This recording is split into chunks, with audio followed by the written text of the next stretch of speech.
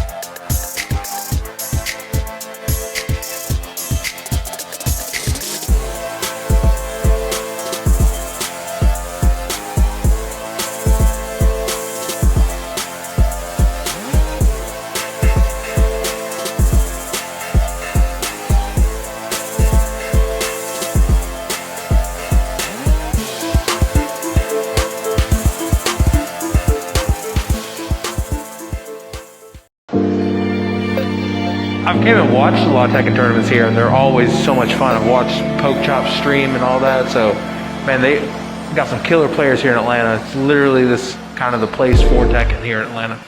404, we've been holding strong because of the community and people outside of Georgia. We had a fundraiser donation to keep this venue a little bit more stable financially, and we got over $5,000 in donations. So, a lot of hype, a lot of great players out here. I love seeing the energy, the passion, the trash talk, everything. Pretty much the Tekken scene in Georgia is the definition of what the FGC is all about, you know? A lot of hype, a lot of growth, development, and competition.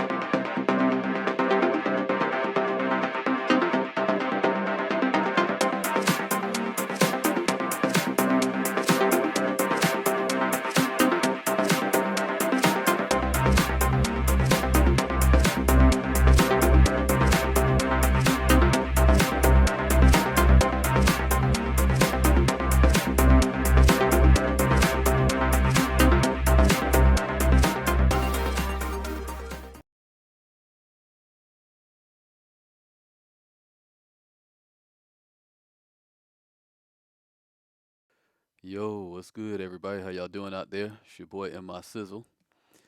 Appreciate y'all coming out today. Not gonna take up too much of your time. I had some things on my mind. If y'all were here for the last stream, y'all know we talked about objective truths.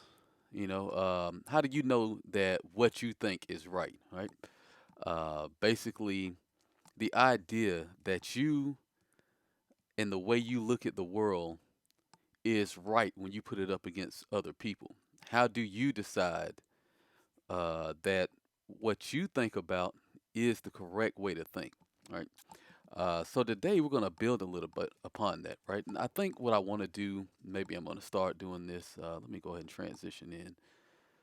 Uh, what I want to do, welcome to Mike on the Mic for the record. What I want to do is start. Uh, I want to create a conversation. I want to give people the ideas that'll start to spark their brain and really get them to thinking on deeper levels. I was watching a documentary last night and was talking about the Myers-Briggs test. How many of you all are familiar with Myers-Briggs? It's a personality test. You might see a lot of people saying they're like INTJ or INFPG. It's a four-letter concept. It's developed by two women. I forgot exactly what the purpose was, but it's something that a lot of schools use, a lot of jobs use for placement. And it's not nothing new. It's been around for ages upon ages. The thing about it is, it became like a phenomenon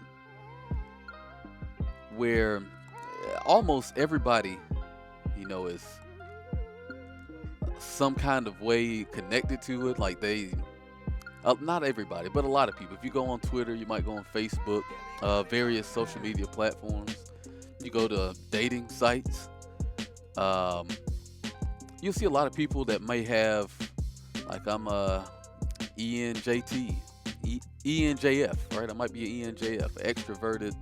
Um, I forgot what everything was exactly, but you know, you got your various personality types, and it's supposed to give you an idea of what kind of person you are. Um, and one of the things I thought about was, you know, I never took one. I've taken one of these things probably at some point in time, but it was funny to me how something that was kind of used for placement, people kind of take pride in it, right? They kind of took pride in it. It was kind of like a boom bust cycle. Like everybody knew this about themselves. It was on a lot of their profiles. You know, a lot of them were talking about it all at one point in time, really happy to represent whatever it was they are, um, which is cool. But it got me to thinking. And what I really started thinking about was the idea that how did it get here? You know, how did we get to a point where things seem to be almost a hive mind situation, right? Well, we're going to talk about some of that stuff today, right? Are we getting dumber? And what led me to believe this was, you know, as I started to think and think and think, I started applying things as life started going on. I mean, as I've seen life go on. You know, technology has definitely done wonderful things for us. A lot of advancements. But what I've noticed is that the advancements, they kind of have, they're not where they should be, provided the technology we're given. To give you a great example, you have a calculator, right? Calculator, great tool, very useful. Will help you. The idea of the calculator is to help you compute information faster. So let's say I give you 100 times 10.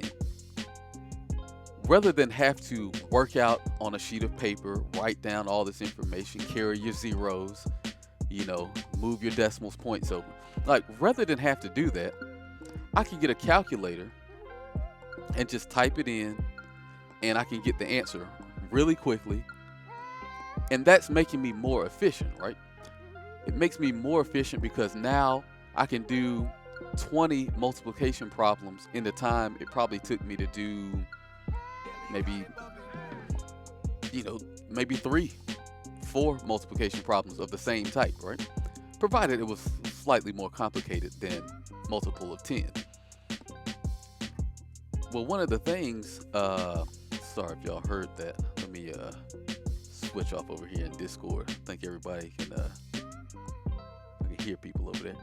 But one of the things that really showed up is that instead of people getting better at math due to the fact that we have calculators, what ended up happening was people kind of got worse. Like the people that excelled far beyond what they probably ever would have excelled. But the people who used the calculator as a crutch, they often became people that when you took the calculator away, they didn't understand how to do it. Right? They didn't use the calculator for what it was used, what it could be used for. Instead, they created a dependency.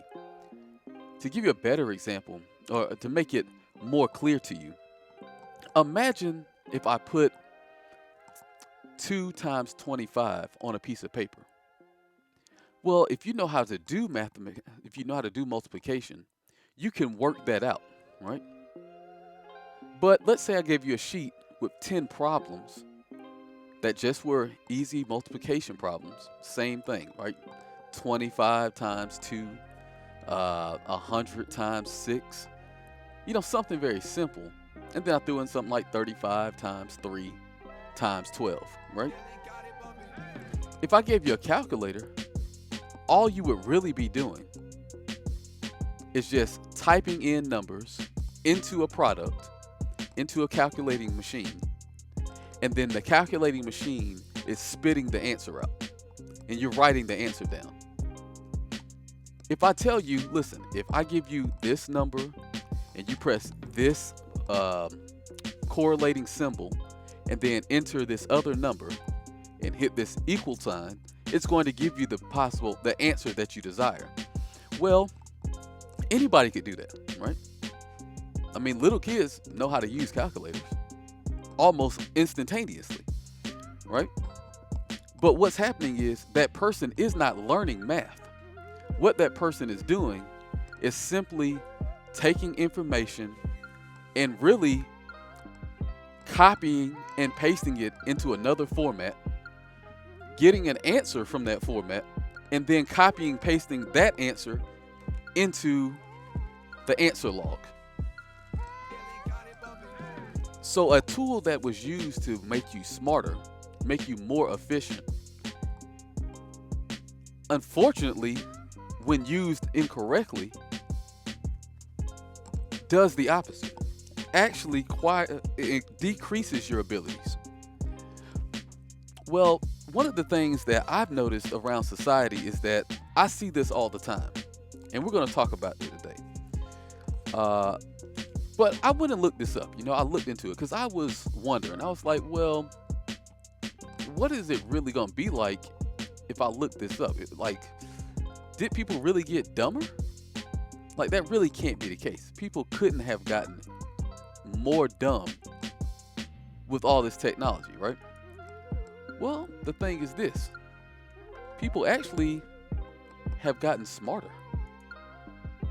Now that seems like it should be, common sense. Like, Mike, of course, people got smarter. I mean, look at what we have access to. But let's get into it, right? Let's look at it. We're going to look at something called the Flint effect, right? Let's take a look at that right quick. Go into studio mode.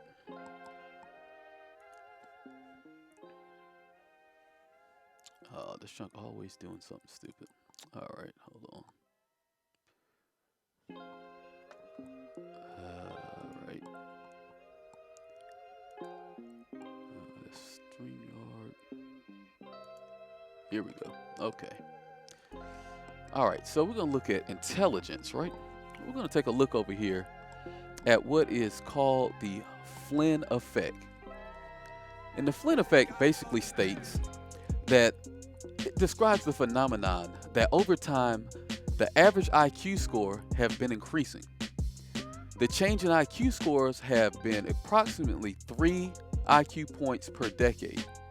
One major implication of this trend is that the average individual alive today would have an IQ of 130 by the standards of a 1910 person, right? Placing them higher than 98% of the population at that time. Equivalently, an individual alive in 1910 would have an IQ of 70 by today's standards.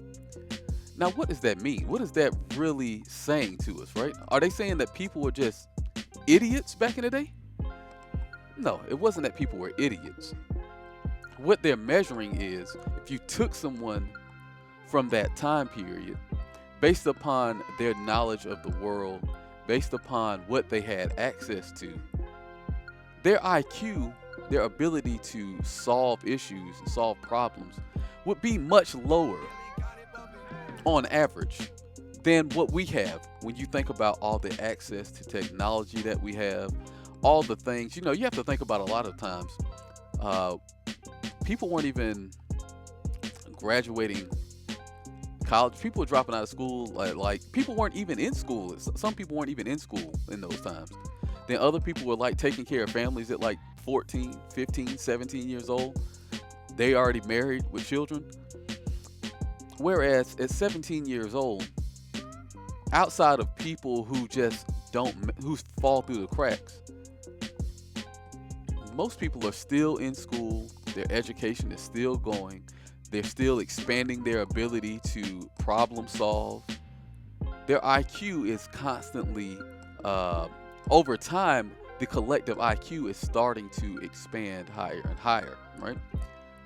But that's only proportionately to those things. On individual levels, people are still kind of relatively the same. So this then leads us to wonder, well, how does that really work? How does that work when you really, really kind of look at it? Let's check out these charts from that same, I don't know, it's chunk. There we go. Let me get it back up there. All right, sorry about that, y'all. Let's look at these chats. So globally, it seems that we may have, let me pull this up right quick. You see globally from 1940 to about the year 1990 maybe, globally we have gone up about 20 points when it comes to the gains of intelligence, right? If we would take a look up here, it says shown is the gain in mean full-scale IQ for world regions. Changes are relative to the first year for which data is available for a particular region, right? So obviously they didn't have it globally until like 1940. That's when the first time they were able to get it globally and see what really factored across the world. And across the world, the IQs have went from roughly where they were to a plus 20, maybe 21 point increase, right? You look over here in America, from 1910 to 1920, almost nothing. Like there almost was nothing that happened, right? That's a whole decade. You barely saw anything happen, right? But look from like 1920 to 1940, how big of a jump that is, right? Like in 10 years, nothing happened. But in 20 years, this jump, 10 points extra? You're looking at another 3 years. Roughly maybe like another 5 years. You see about a 2.5 point jump. You're damn near 15 points higher than you were back in 1920. What did you realize that happened along the way? A lot of technological advances start occurring, right? So as these technological advances were occurring, what ended up happening was people start becoming smarter and smarter, right? Something happened over here in 1940 when they finally decided to talk to people in Asia. These motherfuckers went from, the average level jump, it skyrocketed almost to 30 in them 20 years. Like in 40 years, or probably like 35 years, this jump was almost as high as it took America to get in 80 years. They're almost there. Maybe, let's see, from 1920 to somewhere around here. We'll say about right here. So maybe in about 60 years, the Asian countries were able to sprout very high up, right? You look at European countries, kind of similar, a little bit in between Asia and America, kind of a steady incline of intelligence over time. Africa, they didn't start taking it until the 1960s. And then, it started to incline at least around the 2000s. What's funny is a lot of this you can tell, right? And I didn't do the far studies deep into it, but something that I noticed is that where technology was introduced, you could very well see how it affected the people's overall intelligence quotient, right? Their overall ability to be able to solve problems in intricate ways. Here in Africa, a lot of this had not had the same type of technologies that were applied to other places, not during these times, right? But you see, once you start getting this technology kind of really spread in a larger fashion, you see that it kind of shows that most people, there's like a immediate burst, of some sort, and then you see that it starts to have a little steady incline, and we haven't really seen anywhere where anybody fell off. So then that goes back to the question that we're talking about. Like, Mike, well, if you have this information, I mean, how can you ask the question? Are we getting dumber? Well, I mean, people are having higher intelligence quotients overall. But when I ask this question, it's from a practical sense, right? Because what we just devised from what we read was basically, yeah, we're getting smarter because we have more things around us, right? So obviously our ability to solve problems is getting made easier due to the fact that we have technology that, pretty much cut out the middleman of a lot of stuff that we didn't have to deal with before. So yes, our IQs are getting higher, but does that really make us smarter, right? Well, one of the things I've learned that I've seen a lot of the times is that we seem to have what I would call, and maybe all of you have heard, a hive mind effect happening amongst people. Our technology has seemingly made people start to regress in their abilities. To give you a great example, when I was younger, I'm an old guy. I don't look like it, don't bring your girl around me. She might get stole. But nonetheless, I'm an older guy, middle-aged guy. I can remember when I was younger, I had to remember people's phone numbers, like by heart. You would write it down, but you kind of had to remember. You had to remember how to get places. You had to understand how to navigate around. If you've never been any place, you had to know how to actually read a map. You had to know what directions were what. You had to, like I said, remember phone numbers. Well, with technology, now I got a cell phone. I don't know nobody's phone number. To tell you, I don't even know my girlfriend's phone number. I don't know my mama's phone number. I know my phone number. It's because it's easy. But I lose my damn cell phone, I'm going to be scrapping around. I don't know what the hell. I don't know who the hell I'm going to contact. Right? I'm going to have to call the police because 911 ain't hard to remember. I bet a lot of you are like that. A lot of people are like that. A lot of people can't get from one side of Atlanta to the other side of Atlanta without getting lost unless they got navigation. A lot of people, they get phone numbers and it's like, bruh, I don't remember your phone number, dog. I have no idea what your phone number starts. My phone number is very simple and people don't remember my phone number. I think that's due to what we talked about earlier with the calculator. The tools that we're giving, the technology that we're given. My theory on it is people have become accustomed to not having to do, right? Gibbs Shift brings up a good point. It says the convenience of technology upgrading at a rapid pace. The automation does this, exactly.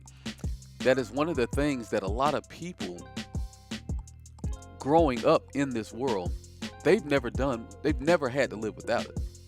So that begs the difference. That begs the question to me, like, well, is it making people more inequipped to live on their own, like to be independent? And when we talk about independence, the opposite of independence is having hive mentalities, a group think, right? So let's look at hive mind. We're going to check it out right quick because this is something that pulled up hive mind. A notional entity consisting of a large number of people who share their knowledge or opinions with one another, regarded as producing either uncritical conformity or collective intelligence. Now, what does that sound like to you? What does that sound like that could be, right? Does that sound like something that describes a very popular thing that we all use? I'm going to read it again. It says, this part is very, very, very important. It is a large number of people who share their knowledge or opinions with one another, regarded as producing either uncritical conformity or collective intelligence, right? When I heard this, the first thing I thought about was,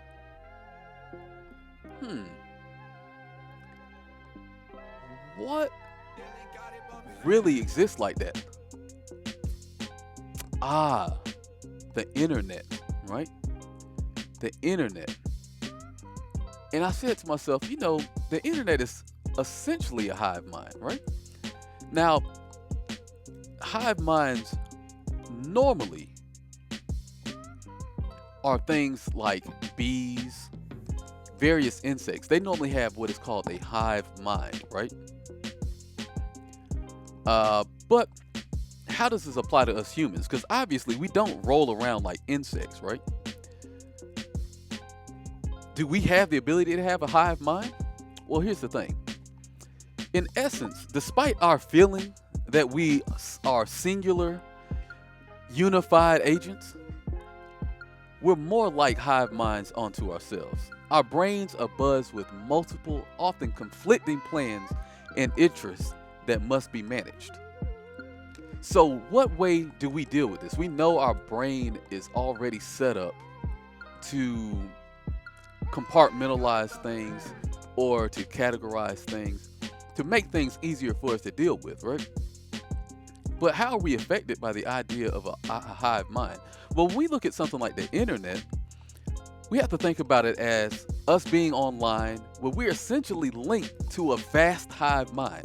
The internet is made up of a central intelligence of a whole bunch of people's intelligence all in the same place, right?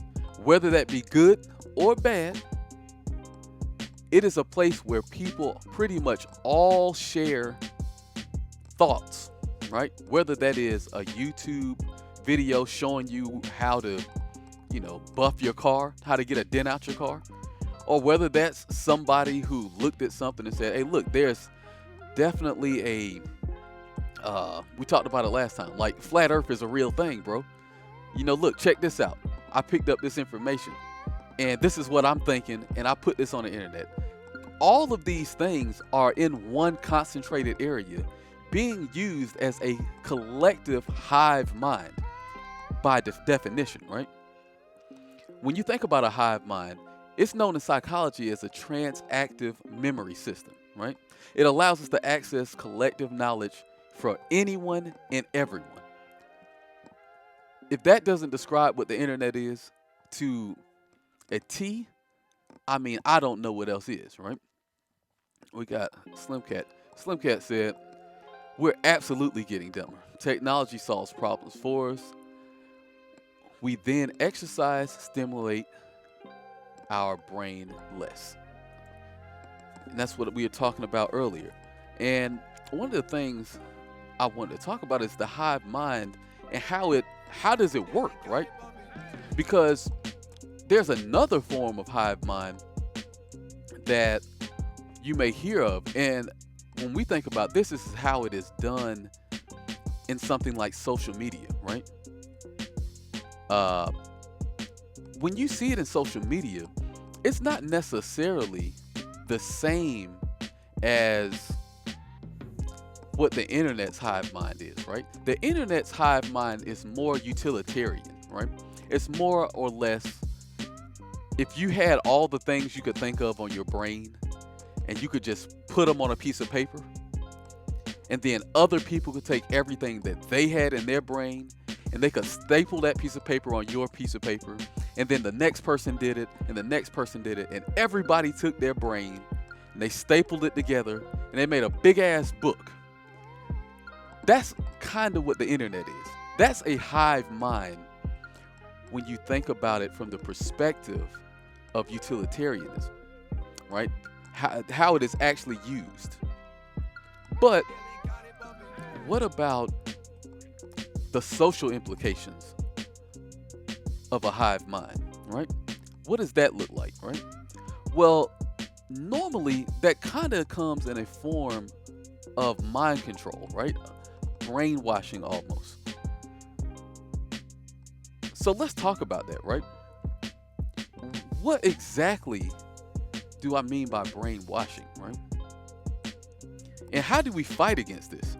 Because at the end of the day, when you really think about it, appreciate that host. When you really think about it, being able to, how are you able to fight such a overwhelming source, right? How do you go against something like the internet? How do you do? Are you even supposed to go against the internet, right? That's what's funny. We have something, a particular portion of the internet, aka social media. Shout out to A1 Digital, where you get to see the social implications of a hive mind being used and at play all at one time, right? How this looks is basically people, a guy named Philip Zimbardo, right? He defined mind control as the process by which an individual or collective freedom of choice and action is compromised by agents or agencies that modify or distort perception, motivation, affect, cognition, or behavioral outcomes.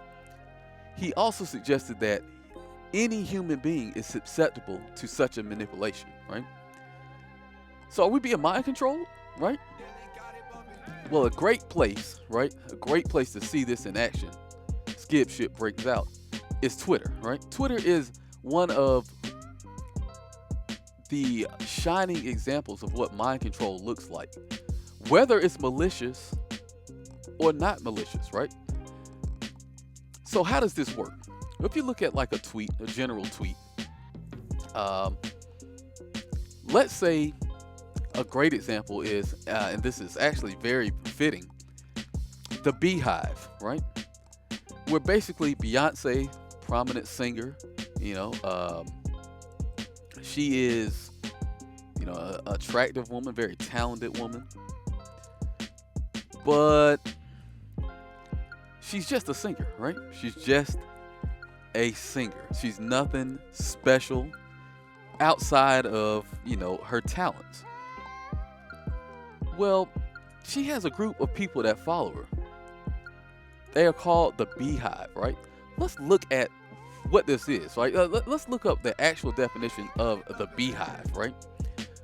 What is Beyonce's Beehive? She is the leader of the Bay or Beehive. They call Beyonce Queen Bee, right? Her most ardent fans are known as the Beehive. She is revealed in the news in the British Vogue's December issue saying, "I know it's random, but I have two beehives, real ones. I've had them at my house for a while now." So I'm assuming she's talking about she's got some actual beehives in her crib, right? But I brought that up just to put this into perspective. They're basically a group of super fans, right? When these people get on to your ass on Twitter, if you were to get on Twitter right now and you type something and you were like, Beyonce is not a better singer than Natalie Cole, right? Now, that's subjective, but if you were to type that and you had enough reach and you typed out, Beyonce is not better than Natalie Cole. In fact, Beyonce is not even better than, I don't know, let's say, she might not even be better than Kelly Rowland, right? Do you know that within a matter of seconds, maybe minutes, a matter of minutes, you will have 20, 30, 40, 100 people quote tweeting you, "This motherfucker is a fucking idiot. Queen Bee, nothing stops Queen Bee. Nothing stops Queen Bee. Queen Bee is the best." I'm telling you, you will get cussed out. They'll be calling you names. If you're a dude, they're going to tell you your dick little.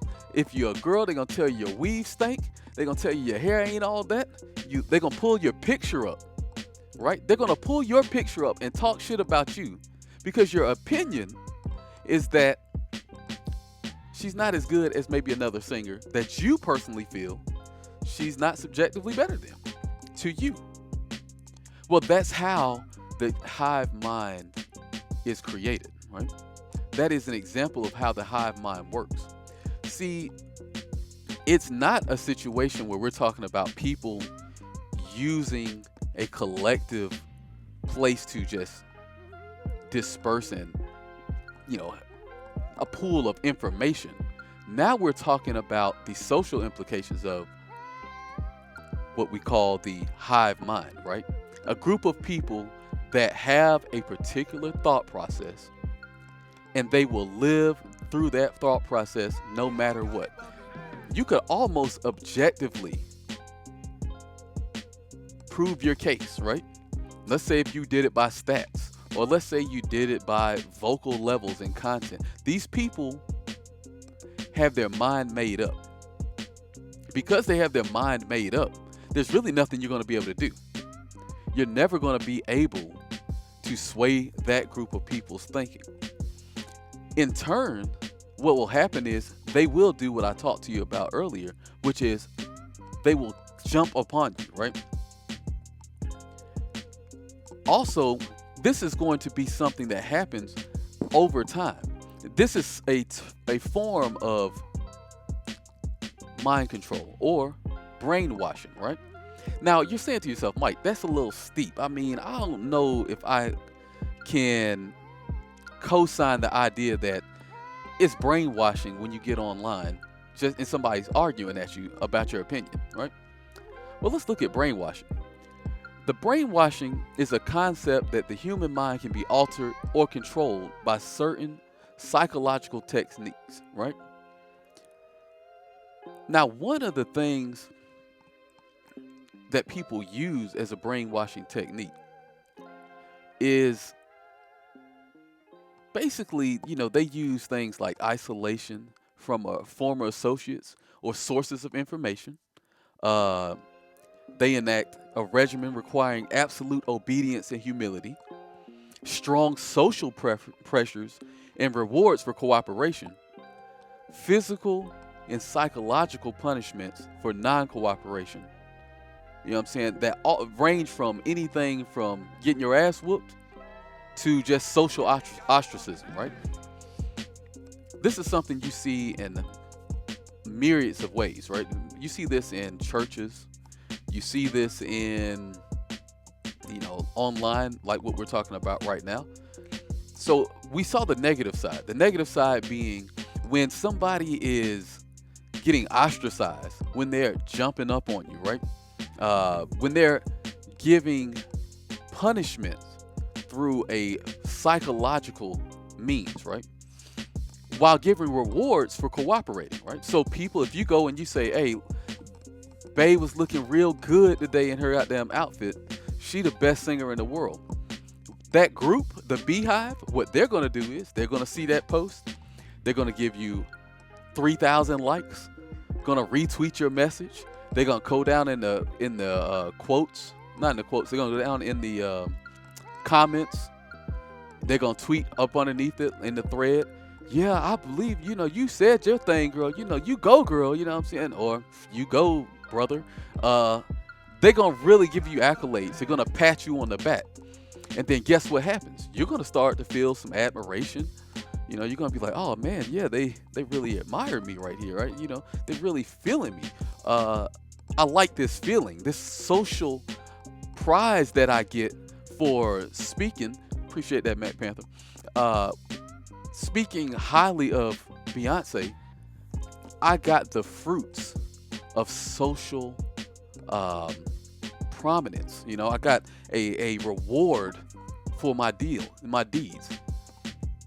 You do that enough, your mind may not have even changed, right?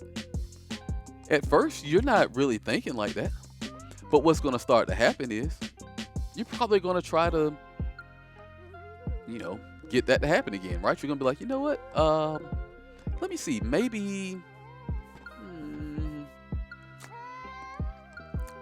I can try this again. And I'm going to put something else about Beyonce, all right? Oh, that dress was stunning that she had on. that album is the best. As they continue to reward you, you're going to start becoming accustomed to those rewards. The next thing you're going to know,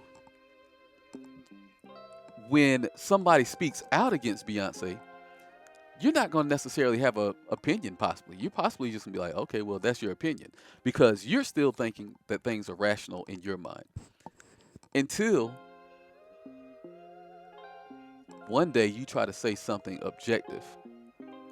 Like, oh, that Beyonce, her album, it just wasn't hitting like that this time. Oh, you said what? Them same people who were giving you all the hearts, the same people giving you all the likes, coming up under you, giving you follow after follow. You had a follow count of 1,000 people all of a sudden because you made that one tweet back in the day that was really a banger in the Beyonce Hive streets. Now they're coming after your ass. What you know? You supposed to be a Beyonce fan. You ain't in the Beehive. This, that, and the third. Fingers snapping, necks rotating, weaves swinging in the air. Okay, you're gonna then be like, oh, okay, hold on. I didn't mean that. I mean, I guess it was pretty good. You'll start seeing people backtrack in ways you've never seen before, right? People will start backtracking on their ass. Okay. They'll be on their hind leg, on their heels, right, backed up against the wall. And the next thing you'll notice, like, well, I ain't really think about it like that. The weak-minded person is going to fall prey to the social pressures being put upon them, to where they will no longer objectively think about things, or they'll be too afraid to objectively state their opinion. And when their opinion is not stated, right? When you start to have a situation where people are not going against the grain, then what you start to see is a formation of what becomes a societal thought process, right? Even while at large, it may not even be the case at large. But one thing we all know is when it comes to perceptions are very heavily weighed. And when the perception is online, I can't say nothing but Beyonce is the best singer of all time. Enough time will go by where people will deem Beyonce the best singer of all time. And anyone detracting away from that is going to run up on the Hive. The Hive is going to beat that ass with social pressure. That person, did they just brainwash people? Kinda. Surely that person may not be thoroughly brainwashed, as in they can't think for themselves. But what happened on the large scale? What happened was they got pressured in. And then their narrative was created because nobody wanted to go against the narrative and feel the social pressure. Even if it's not empirically true, maybe somebody has an actual singing talent that is that you could take an audio test. She may have more range. She or he may have more range, may have more accolades, pound for pound. But when you have such a strong hive, right? You have such a hive mind scenario. And once you let perception get fixated and shaped so well and for so long, what happens? Even when you come with that empirical evidence, it's of no use, right? Because the hive is going to talk louder than the person with the facts, right? That happens all the time, right? They do this by, like I said, one of those techniques being dogpiling, right? We look at dogpiling. What is dogpiling? Well, dogpiling, or to dogpile, is a form of online harassment where basically a large number of groups, or accounts, they suddenly fill comment threads of any kind of controversial post. And they have criticisms, insults. They start targeting people. You see this all the time, right? Sometimes it's coordinated. Sometimes it's not even coordinated, right? Sometimes it's just because everybody has been, the word we're looking for, brainwashed, right? Because this group of people have been brainwashed, guess what happens? They don't even have to coordinate. They just all diverge down in the comment section of this one person or this one group of people or of this statement. And then what ends up happening is you end up with all kinds of dogpiling. You end up with a situation where the social pressures become heavily weighed, right? They become heavily weighed against a person, regardless of what the situation is, whether what the person is saying is true, whether it's objectively true or subjectively true, right? And if we have to go back and look again, what was subjective truth? Subjective truth is a truth based off a person's perspective, feelings, or opinions, right? So really that could be anything, right? That's really when people say, like we talked about last time, your truth, that's your experience with the situation, right? In Atlanta, there's like 25 to 50 women to every dude, right? The idea that there's not enough women around, or maybe a woman feeling like there's not enough dudes to holler at around here, like, like there's just not enough men to choose from. Well, subjectively, that's true where she lives. It might even be objectively true where she lives, depending on how you're looking at the angle. But really, if you look at it, you zoom out, maybe in Arkansas, there might not be enough women for dudes, right? Both things can be kind of objectively true, but when put together, they're really just subjective truths based upon those people's experiences, right? Well, when we look at things like a hive mind, and we start to break it down and we look at things like brainwashing, another tactic that is used is called gaslighting, right? And this is when we start to talk about mind control and how things get into the situations that they're in, right? We start looking at gaslighting. Well, first let's look at what gaslighting is. It's basically a form of persistent manipulation, right? It's a form of brainwashing that causes the victim to doubt themselves. Basically, they lose their own sense of perception, identity, and self-worth. That sounds exactly like what? Social media that we were just talking about, right? That sounds just like things that happen on the internet all the time. Where basically, people are just getting too scared to have an opinion, to the point where they just conform. They either get apathetic and just don't care.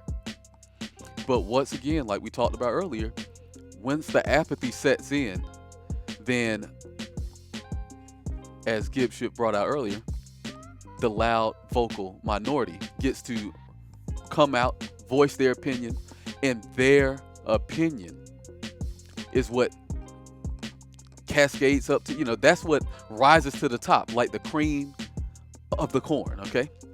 Sorry, cream of the crop. It rises to the top, right? And it's like, okay, it then can start to seep into perceptions.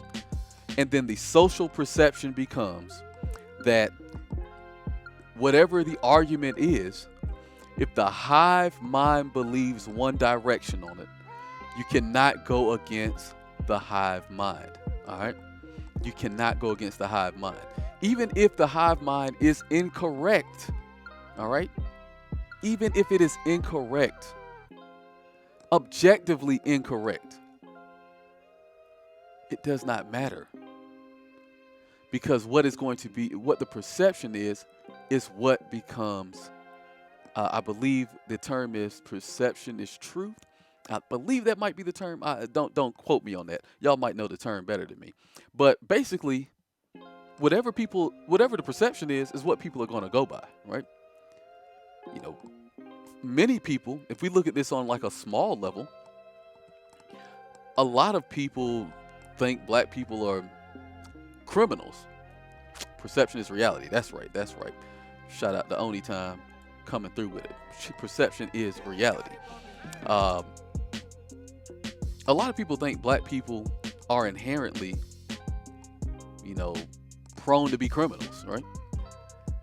Some people believe this, don't even know why they believe it.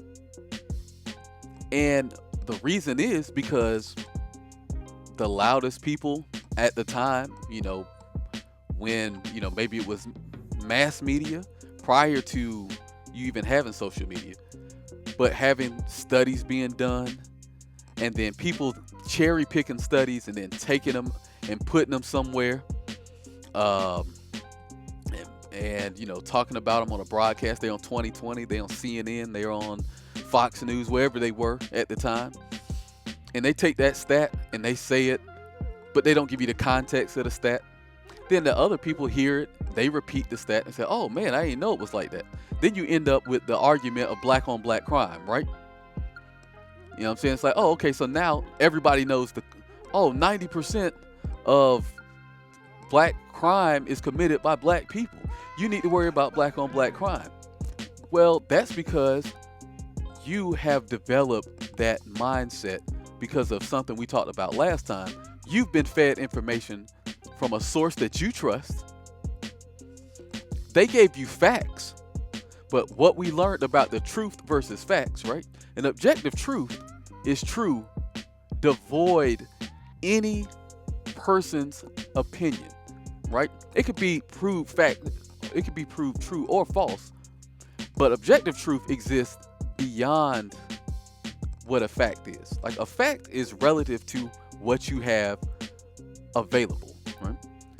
And a fact could be true or false, right? You could prove a fact false. A fact is basically, a fact is basically just, as we spoke about last time, something that is quantifiable, normally tested, and it has come from a situation where somebody has maybe sat down, maybe a survey size of a discussion, and what ends up happening is, people take a fact, like we talked about last time. If I say I survey 100 men and I ask them how many of them still wet the bed, if 55 out of that 100 say they wet the bed, well, empirically, based upon the facts, 55% of men can be said to wet the bed based upon this study. But that's only based upon that study and the variables that align with that study, right? Well, conversely, when you think about something like black on black crime, that's very specific to why black on black crime is the way it is, right? Because if you look at white on white crime, or basically almost any other group of people, they are exponentially higher when it comes to how much crime they commit in their own community, in their own social group, their own ethnic group, simply because you're likely to be around your ethnic group more than you're around anybody else, right? So the underbelly of your ethnic group is going to likely be around more people that look like them than they're going to be around people that don't look like them, right? And when that comes across, it's like, okay, well, you actually, as Nana from Ghana brought out, you're just skewing the facts, right? The facts are true. The facts are what they are.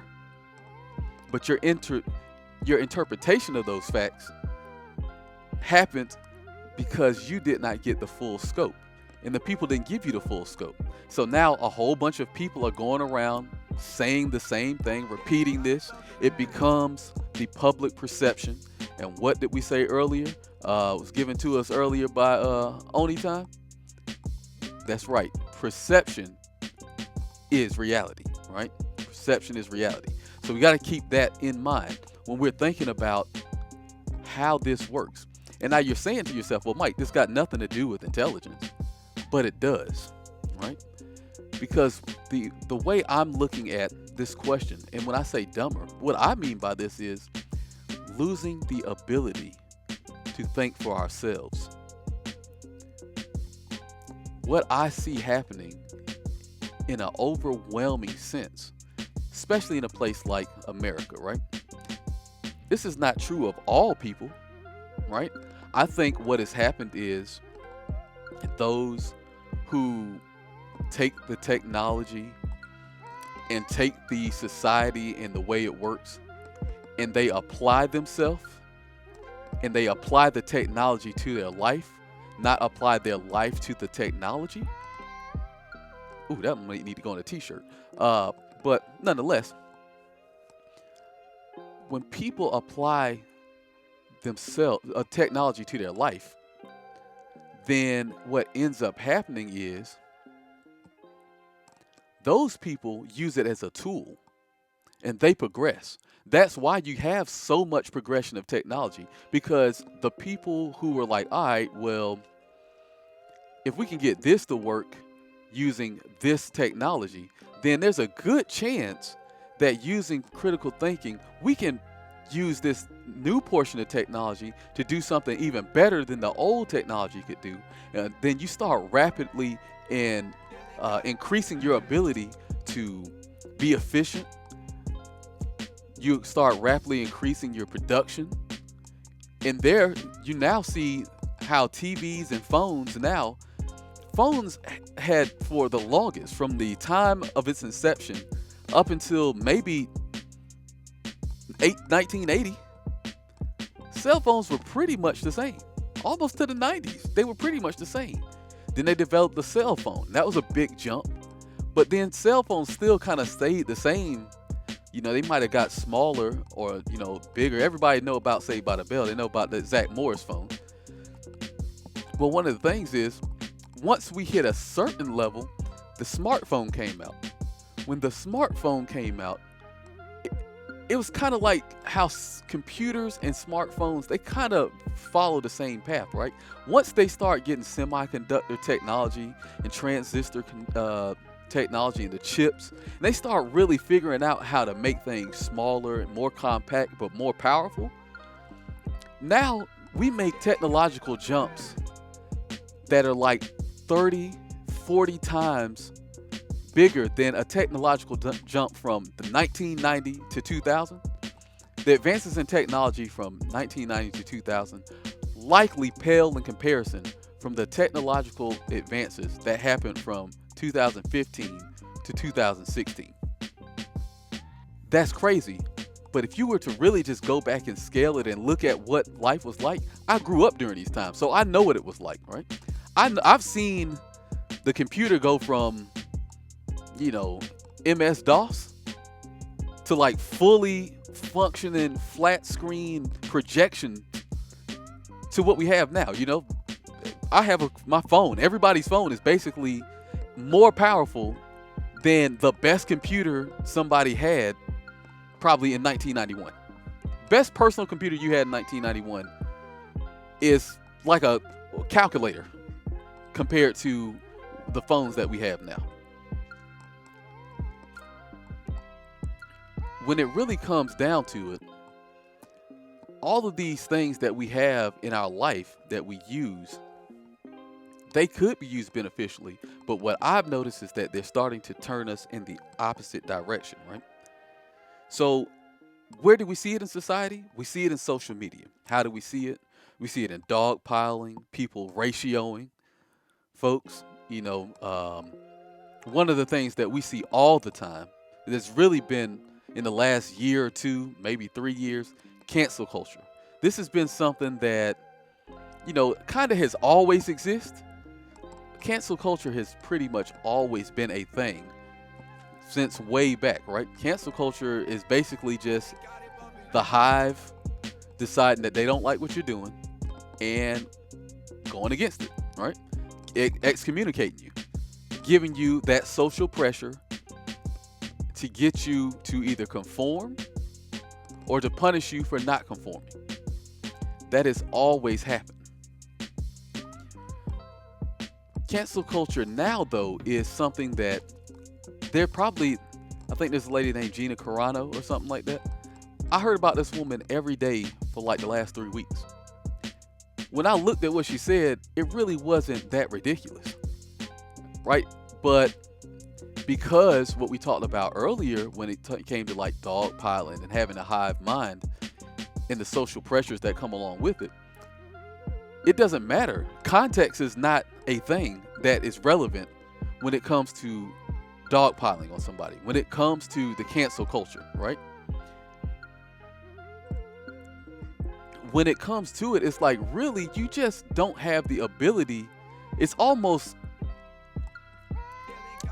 impossible to be rational because people aren't giving you that. The hive is so strong in one direction, depending on what it is, that you don't have enough strength to fight against it. And when the hive becomes overwhelming, what happens? They take over perception. And then guess what happens from that point on? That becomes the perception. Perception becomes reality. So now, when a person who's not on Twitter, but they watch, they're a little older and they watch Entertainment Tonight, if that still come on, they watch something, I don't know what the hell come on TV. I don't even watch TV no more. But, they watch whatever show they watch. They watch Good Morning America.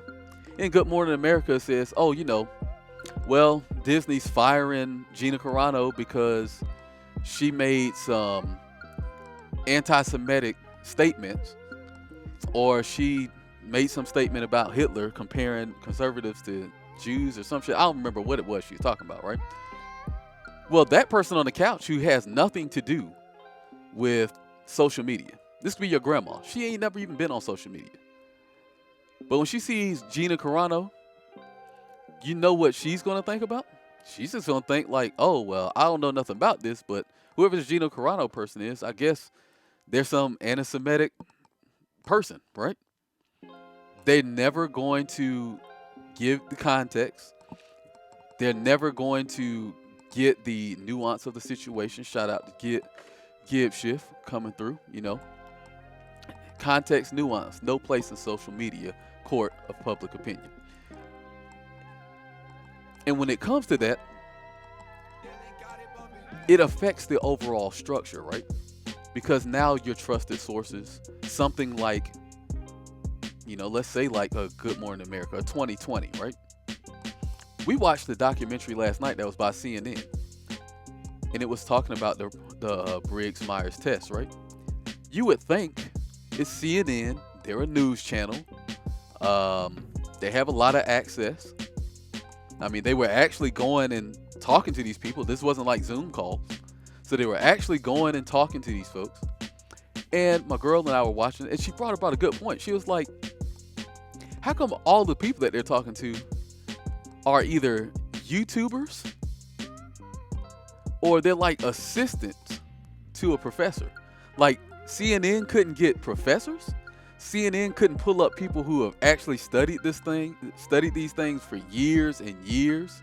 They couldn't get somebody who understands the psychology behind this test to talk about it. They're talking about people who are influencers. Highlight the word influence, And it's like, okay, so now those trusted sources are not even doing their due diligence to be trusted, because they're going and using sources that, they could have came and talked to me about this shit for the stuff that the people they were talking to. They could have came and got a Twitch affiliate, right? Trying to get Twitch partners soon. Y'all help your nigga out. You know what I'm saying? But when that comes down to it, it's like, this is who you're getting your information from? Well, with the advancements in technology, just like not remembering people's phone numbers, it's also created a situation where pretty much anybody can go on the internet and pull up facts. So I'm not even going to waste my time. If you want to know further facts about what we're talking about, you can go research it. We just going to give you the fluff. We're going to give you the outside, right? We're going to give you the icing, but you're going to have to cut the cake to see what kind it is. You're going to have to go back and look at the ingredients list to find out if this shit is dairy or vegan, right? I don't know if they make vegan cakes. I'm sure they probably do. They got vegan everything, right?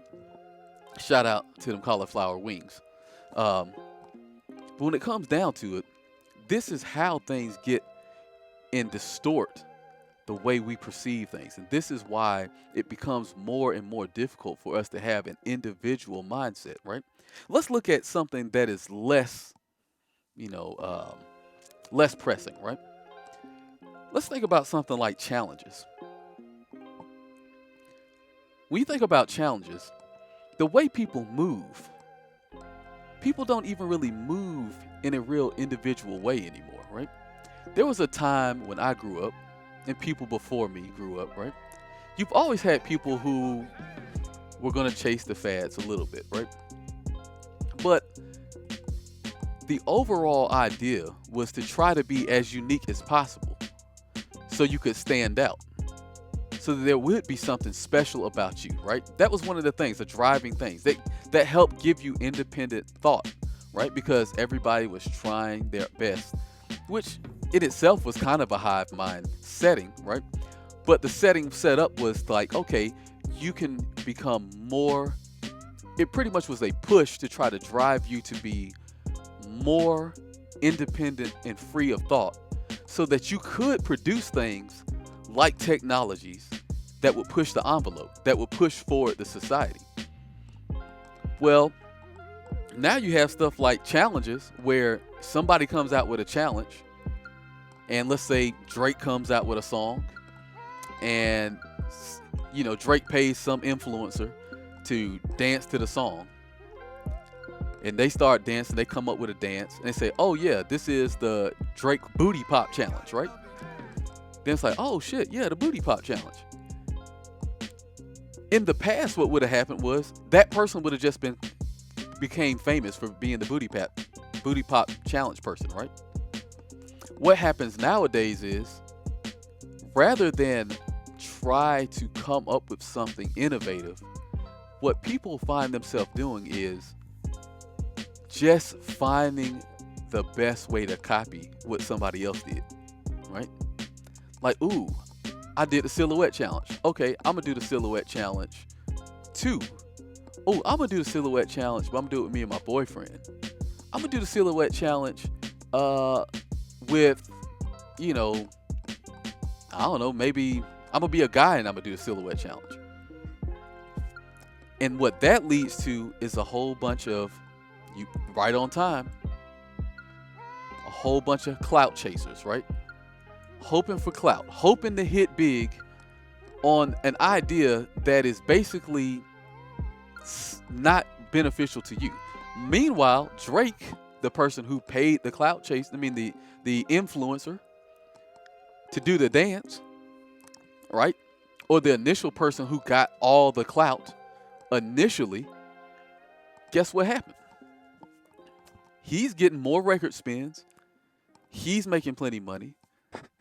The corporation or the music industry that he's tied to, they're getting more money. The streaming service that's playing the music, they're getting more money. They're getting more streams, getting more traffic on their site, which means they're going to be able to collect more advertisement. What you have is a situation where basically the hive is producing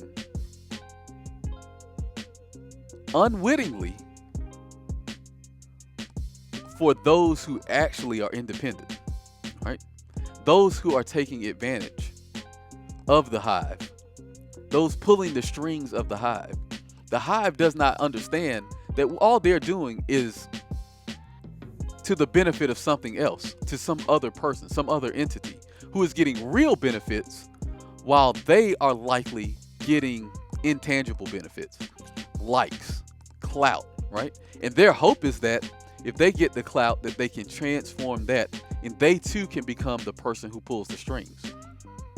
But so often that does not happen. Instead, what happens is people strive and strive and strive and strive to constantly keep themselves afloat amongst the clout charts, right? I don't know who that is, but you can donate that 100 anyway. Player. Y'all can say that. Somebody type that in the chat, and he might donate $100 to you. Anyway, when it comes down to it, these people are chasing basically a fantasy, but they're doing it only because everybody else is doing it. They're not being independent in their thought. Now, there are people who are creative and they do things like they try to do different variations, but at the end of the day, they're only modifying what somebody else put out there, right? And it doesn't matter that you did a different variation. You know, it's very rare. I don't know if ever I've seen it, but it's very rare that somebody comes out with a challenge. Somebody that's an influencer, you know, of prominence comes out with a challenge, and then somebody comes out with their version of the challenge, and they become more famous and they benefit from it far more than the person who came up with it, right? That is highly unlikely, right? Highly unlikely. But at the end of the day, people still will strive for it, right? Another place you see this is in our media, right? Things like movies, music, where people actually seem to be regressing in their ability to be inventive, right? Having innovation.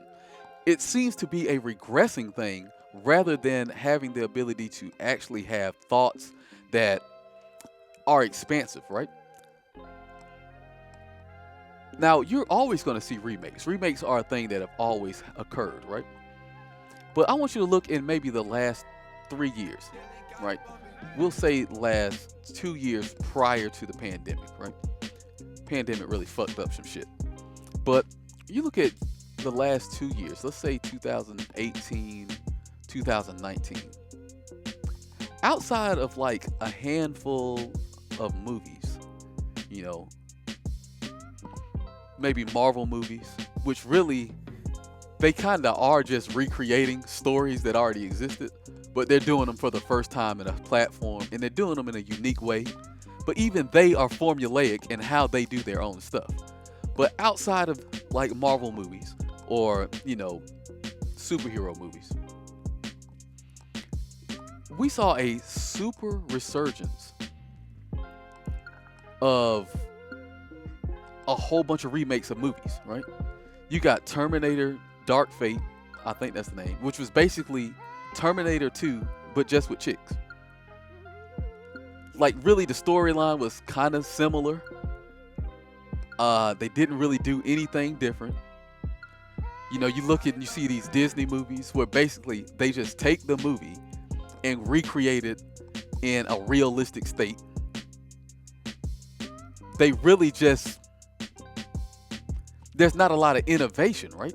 When the last time a movie like The Matrix, a movie like Inception, hell, Avatar for its time, right? When was the last time a movie came out that was that much different than all the movies around it, that really stands the test of time, that wasn't a recreation of another movie, right? Even when they do come out with movies, like a good movie that came out was The Joker, right? It was a good movie, but it basically was just the idea of basically we're just gonna take this movie Taxi Driver, right? We're gonna make an amalgamation of that and, you know, this comic over here and this one story, and we're gonna mash that shit together and make a movie. Like, you could say it's innovative, but it's not really. It's just your version of copying, right? It's no different than your version of the silhouette challenge. The same thing happens in gaming. There was a time where, when it comes to gaming, and we're going to talk about gaming, we'll stay on this point probably for the duration, right? If we look at gaming, how does this happen in gaming? Well, first off, you look at developers. There was a point in time where the only reason games were alike was because of the limitations of development, right? Not because everybody wanted to make the same game. In fact, people tried their hardest to make their game stand out. If you look back at the platformers of the yesteryear, you do have a lot of knockoffs, right? You got a lot of fake Marios out there, right? But then when you start thinking about what really was successful, you had Mario, which was a platformer, but it was a platformer with a lot of personality. First of its kind, really, where the personality really shined like that, right? Taking it back from Donkey Kong, taking a recognizable figure, putting them on the screen, giving them powers, giving them personality, creating a fake ass story, but rolling with it, right? Then you had Sonic, which was the competitor, and the competitor is like, okay, we're gonna do platforming, but we're gonna do it differently. We're gonna make ours high speed, because essentially it's the same. You jump on the characters. If you jump on them, you kill them. You know, that's how you really get away. You can jump, you can run, and don't fall in no holes. A platformer is a platformer is a platformer. But Sonic and Mario Brothers are drastically different from each other. So much so that some people would not even consider them anywhere in the same. They're nowhere near the same type of game. But that was just because of the limit of the capability of the system, right? Of the development at the time, right? Now, there was a time where you had Street Fighter, fighting games became a craze, right? They became a craze. But what really stood out were the things that were very different, right? Because if you go get, I remember back in the day, I used to have an Xbox. It was modded, and the junk was, it had the MAME arcade system on it, right? Like 1,500 games. Every fighting game you could think of that was on arcade, right? Guess what happened? There was like 400 or 500 fighting games. All them shits was kind of made the same. All of them had a knockoff Ryu. All of them had a fake ass M. Bison on them. But what really stood the test of time? Well, you had games like Samurai Showdown. It stood the test of time. Why? Because it was kind of unique in how it worked, right? The only thing close to it was kind of like Last Blade. I think that came out a little later. But you had Samurai Showdown. It was unique because it was a fighting game that was weapons based, right? You had Street Fighter. Street Fighter, it just got hot. It was the game that people wanted to play. It had a better, more cohesive system than a lot of the other games. And a lot of people played it. It was accessible. And it kind of always really built upon itself. So the product quality got better and better. Then you have Mortal Kombat, or as I like to refer to it, Mortal Crapbat, all right, because I hate that shit, right? But what did it have? It had fatalities. It brought its own thing. Then you did have clones, but even the clones did something that was very different, that made it stand out. Killer Instinct, very different, right? Had the infinite combos, something no other game had. These were all takes on the same things, but they were almost new ideas completely because they were trying to separate themselves, even though they were using pretty much the same techniques, right? One character versus one character, a life bar, a timer, motions to do attacks, attacks that hit in certain ranges, high, mid, low, and special attacks. This kind of is the formula, but that really was just the skeleton. In the same way that, you know, all cars are basically on four wheels, you know. They have a structure that works. They got axles, struts, they got shocks. Like, this is on cars, but cars are drastically different when you start getting into the intricacies of them. That's why a German car and an American car are completely different, right? Once you get up underneath the hood. That's why people laugh at a Pinto and they're in awe of a Corvette, right? Because the way it is shaped, the finished product is far different than that of a Pinto, right? Well, let's look at other things in gaming. When you look at it nowadays, I think with the invention of like the open world game, like by the time open world games came out, there was tons of ways the technology allows you to go in various different directions with your ability to make a game, right? So you were not pigeonholed to just being able to do like what they did in the yesteryear, where it's like basically you only got about 3 games you could make. You can make something like Streets of Rage, you You can make something like Mario. You can make a sports game, which is basically built off the Streets of Rage type of engine, but just differently. Yeah, that pretty much was it.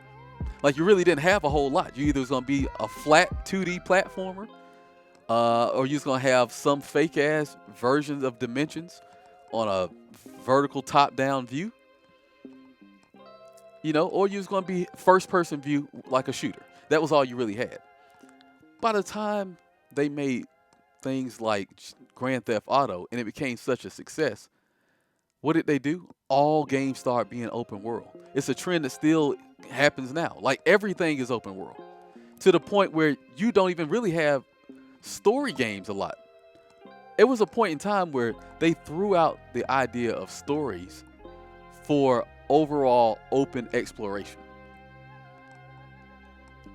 Why? Because it was easy to replicate, and because the Hive soaked it up, right?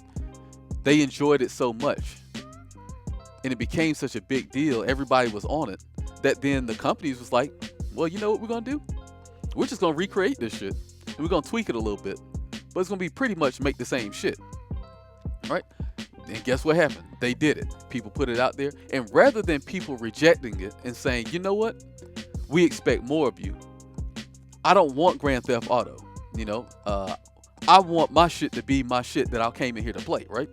Could you imagine, most of y'all know us for Tekken around here. Imagine if Tekken was an open world game, right? You picked up Tekken thinking you was about to get a fighting game, and that shit was an open world game. Would it be new to Tekken? Yeah, but it ain't what you asked for, right? And then if everything became open world games, then nothing becomes unique, right?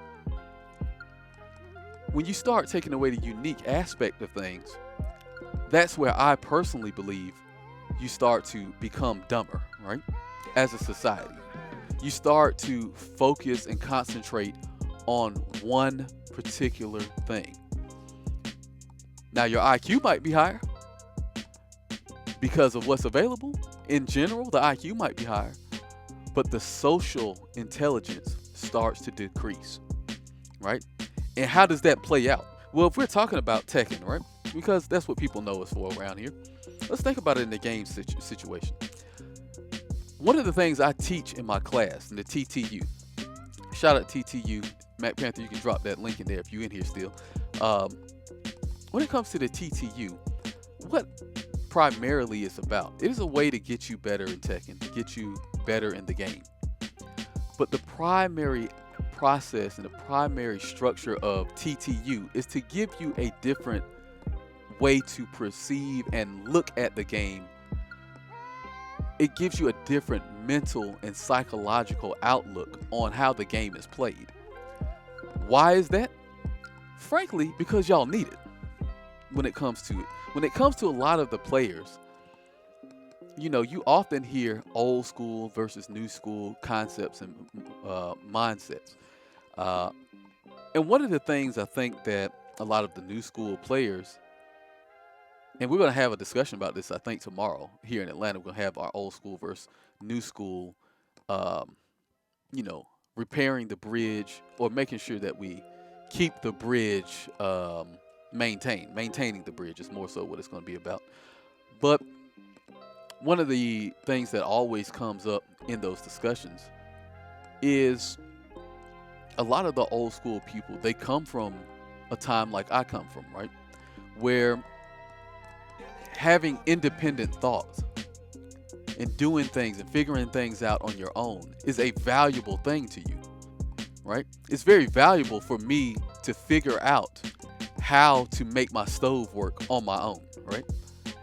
It's very fulfilling to figure out, like, if I'm playing the game, to come up with a strategy and understand how a game works, and then go take that into application and use it, and it work. Like, that is very fulfilling. But when you are coming from a situation where maybe all you've known is social media and the internet, and everything is super easily accessible, while your overall group intelligence, much like when we talked about the Flint effect. This is it on a small level, right? When we compare the Flint effect to something like fighting games, when you look at the overall competitive skill set, there are far more people that are pretty decent at the game. They're good, that are good at the game. There are far more people that are good at the game than used to be good at the game. But there are far less standout people that are good at the game now than those of the yesteryear. Because used to be, because you had to do independent study, because you had to put in that time, because you didn't have a lot of resources to give you the understanding of how to sidestep something, how to backdash something, how to get out of a situation, when a combo worked, what was a tech trap, what wasn't a tech trap, how to create and be creative, and how to get out of these situations and create situations, understand the engine. You didn't have a resource like the internet that you could go to. That was where the hive mind, or the collective, if we're talking about the original concept of the hive mind, where everybody could put all their knowledge into one database that you could easily pull from. That was not a thing of the past. So people had to, the people that became very good, they actually became great because they put in that they put in that time. Much like the people nowadays that take our technology and they apply it to their life, they excel the highest. Those are the people who are out there making businesses. Those are the people who are inventing situations. My girlfriend, for instance, right? She has her own line of cold brew coffees and various beverages. She could just do what everybody else does, right? Like, oh, people really like cold brew coffee. Let me just start making cold brew coffee and put it in a bottle. And I'm going to just sell my own version of it, right? And I'm going to call it something else. But it's just going to be regular cold brew coffee, but it's in a different bottle from a different company, right? That's what a lot of people do, right? A lot of people just take what's there, put not even their quote unquote spin on it. They just kind of clone it and give you their version. They put their label on it and give you their version. But what something she did, she said, you know what? I'm going to take this further. I'm going to start making things that I've never seen exist, right? Or that doesn't exist in a mass level. The stuff she comes up with flavors for coffee, I don't even drink coffee, right? I actually am not a coffee fan. But she got flavors for coffee, or for this cold brew coffee. I don't even know how the junk work. But because she took the time to be innovative, right? She took the technology that was here and available to her. And guess what she was able to do? Create flavors that make me want to drink them, right? Like, oh, wow, this tastes delicious. Like, this is coffee? Now she got people coming from all over. You know, right now she is in the city with delivery and stuff. You know, but beyond that, you got people across the country asking, like, when are you going to be able to ship it? You know, pretty soon here, she's going to be able to put that inside of various stores and get it out there. And people are going to be, I don't know, bro. I might have to quit teching, bro. I might be a goddamn stock man from a girl's shit, right? You know, but I never do that, you know what I'm saying? I can't let her lead the household. But anyway, at the end of the day, she was able to do so because she took her own mind and used what was available to her and created. What a lot of people do is they jump on Twitter. Oh, appreciate that, my G. What they do is they jump on Twitter, and when they jump on Twitter, they look at the thread and they say, oh yeah, okay, this is a new combo. Oh, that's dope. Oh, I didn't know you could sidestep that. Okay, now I know I could sidestep that. And then they go play the game, and then they just sidestep that one move when they see it happen because they can sidestep it, right? But then sometimes they get hit. And they're like, oh, I thought you could sidestep that. But they didn't go in practice. They didn't go and learn why it works. They just learned that it works. What is that similar to? They're the same as that person who did what? That got the calculator, and they don't know how to multiply. They just know that if you give them a calculator and they input the numbers and they press the multiplication and they hit the equal sign, that is going to give them the answer. Far too much of that happens when you see people in the fighting game area, right? Those people don't often understand what's going on or how things work. And they just follow the hive, right? Same thing happens in tier lists. They don't understand how a tier list works. They don't understand why a character is considered top tier, right? And why it is the people at the top almost always have a consistent top tier, but those people understand why those characters are top tier. Appreciate it, Subtle Puddle. They understand why it is top tier. Whereas those below, they don't understand why it's top tier. They just know that everybody says it's top tier, so they say it's top tier. And then you have some people that might be contrarians, and they might just want to argue against it. But then there are times where maybe there's information out there that the group that originally put out the tier list weren't privy to. And then when they become privy to it because somebody else came out with information and said, hey, this actually escalates this character to the top rung because they have this ability and nobody didn't know this. But now that people know this, now this character is up there. Well, that character has not changed. That character has always been up there, right? That has always been the case. But it took somebody to investigate that. It took somebody to do some independent research, have an independent thought process. Otherwise, they would have just been as dumb as everybody else, right? With that being the case, we're going to kind of close this out, man. I just had that to talk about. Do you agree with me? You don't agree with me?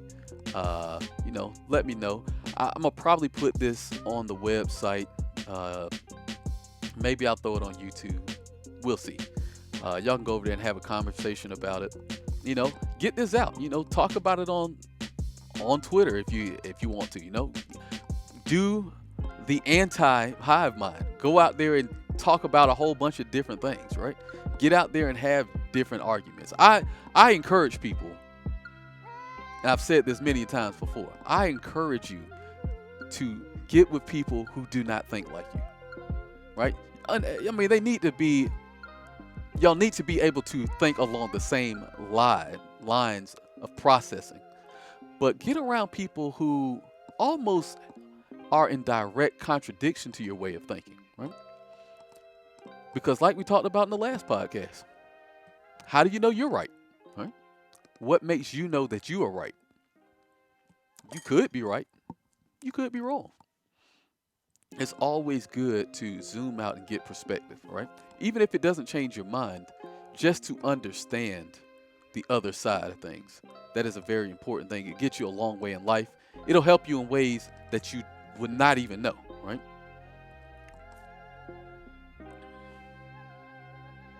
You know what I'm saying? You need to get out there and actually be able to argue and understand why you're arguing. You also need to understand, what makes things work, how they work. Because in that situation, it can help you in many parts of your life, whether it's being innovative and coming up with a new way of thinking. Maybe it helps you relate to people better. Maybe it'll give you a new path in career. It might unlock skills you never knew you had because you weren't being independent in thought. These are all things that, really I think will help boost people so that we can sustain overall. Because if we keep going the route we're going, I don't even know if we can stop the boulder from rolling down the hill at this point.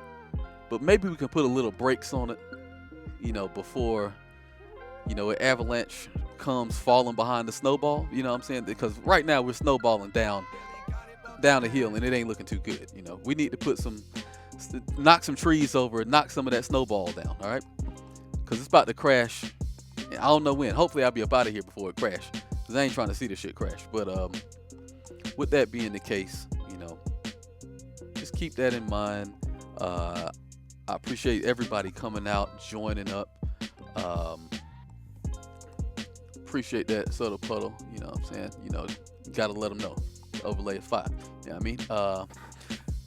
At the end of the day, hope you all enjoyed yourself. Hell, you know what we didn't even talk about?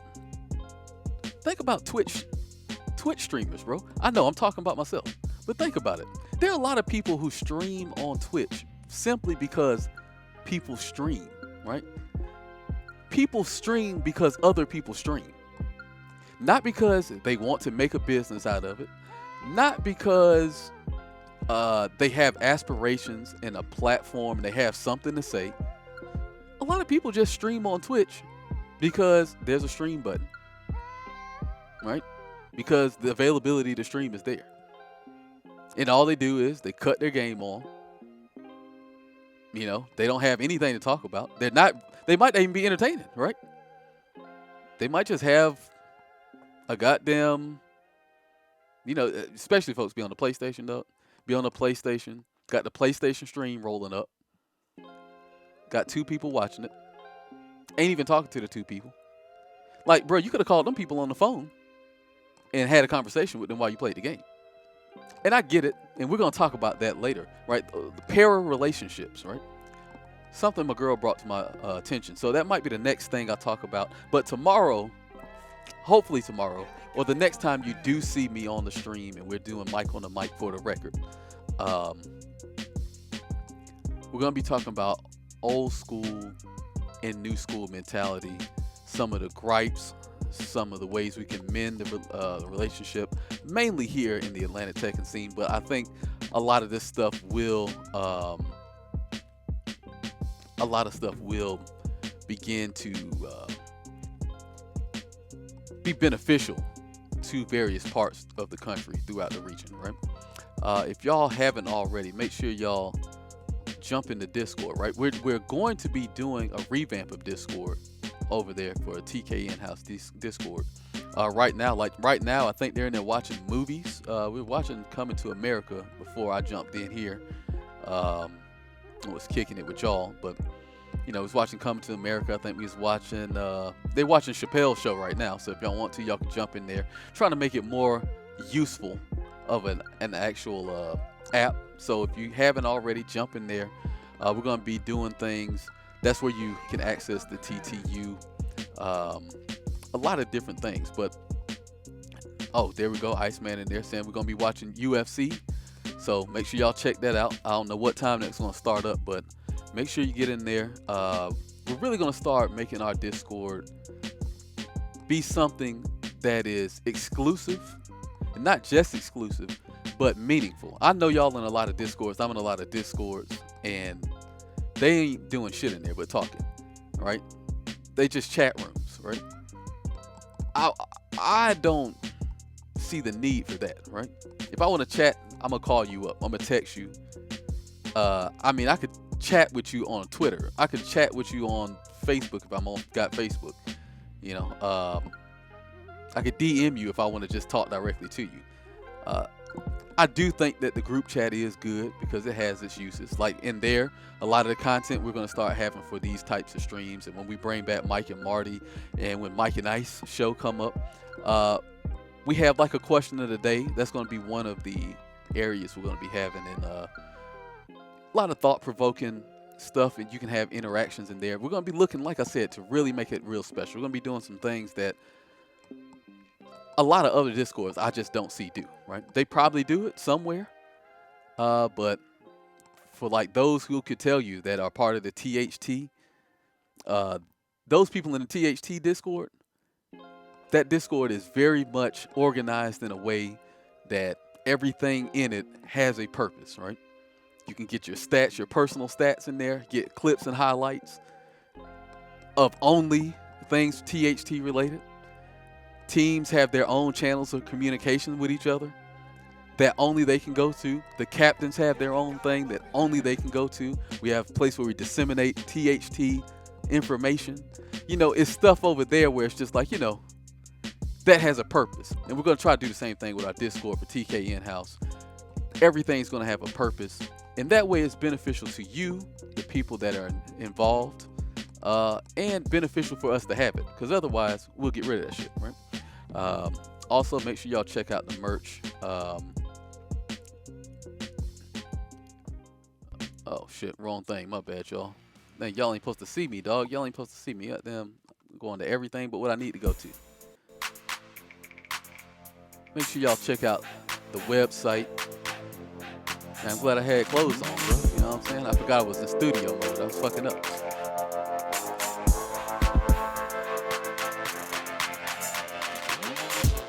But make sure you all check out TekkenHouseENT.com if you've never been there.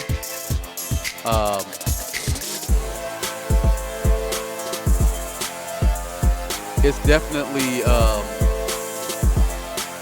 it's a lot going on there, right? We got music. Like if y'all don't know, I make music. Damn, shit loud as hell. Hold on, let me drop that down some so y'all can hear me. But you can go there, you can get merch.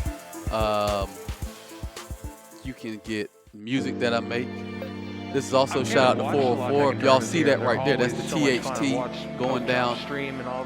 You see those players, they all got different jerseys on, representing the team. So you can go and learn about the THT. We have that every other Saturday. Because of the community and people outside of Georgia.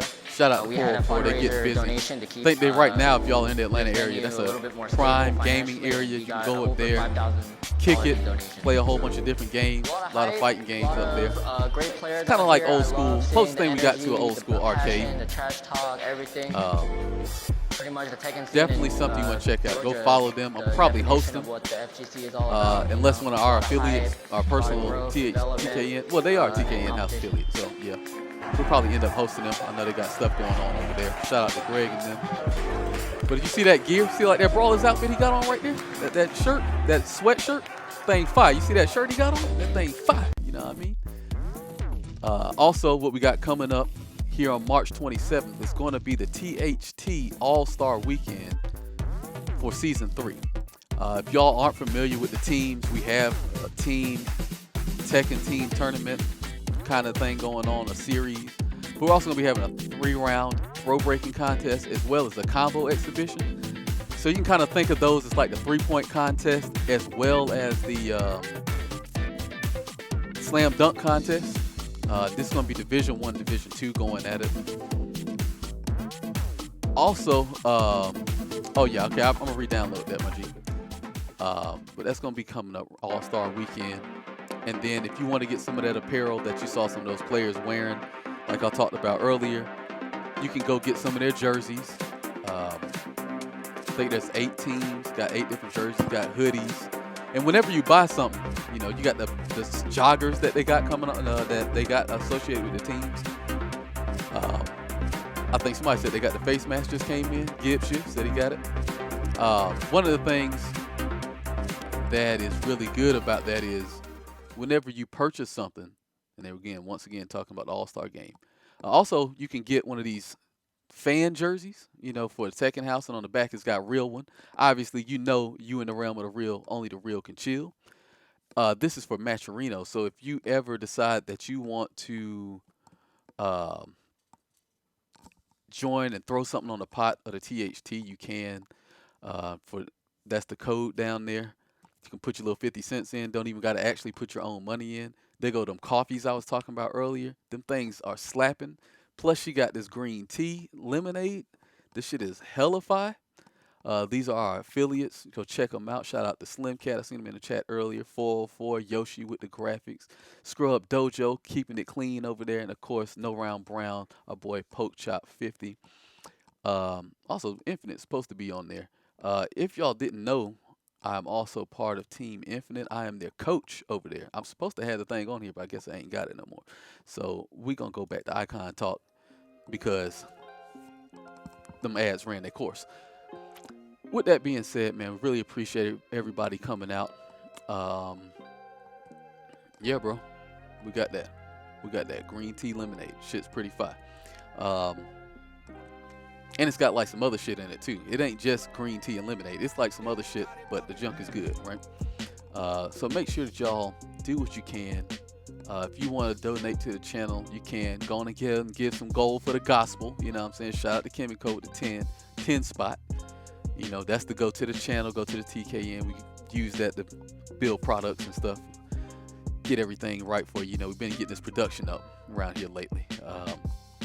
Or if you want to donate to the teams, donate to the THT, then you hit that Matcherino link, and that's going to those players, right? Or if you want to give money directly to the players, go on and cop some merch.